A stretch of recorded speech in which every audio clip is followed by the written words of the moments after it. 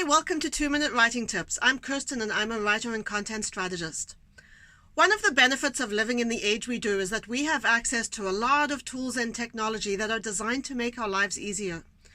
Spelling and grammar checks definitely fall into this category. Some people are opposed to them. They claim that these tools are making people lazy by taking away the need to learn how to spell.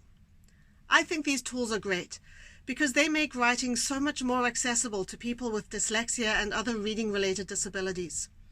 If a simple spell check tool means we have more writers in the world, I'm all for it. However, for most of us, these tools should not replace good old-fashioned proofreading. Spell checks are a great way to immediately catch and correct errors as they happen. As soon as I see that squiggly little red line, I'm going to fix whatever is causing it. But when you're done writing, you still want to proofread your work, even if there are no squiggly red lines. The English language is a little messed up because it has produced many sets of words that are spelt differently and mean different things, but that have identical pronunciations.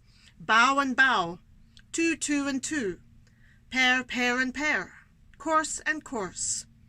There are hundreds of these. Spell checks will not catch them because they are not spelling errors.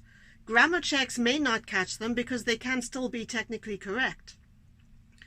So after you've written something, take a break. Last week we talked about proofreading with fresh eyes. I will link to that down below.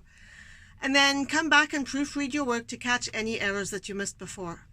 If you do have a reading disability, find a friendly pair of eyes who can help you with your proofreading.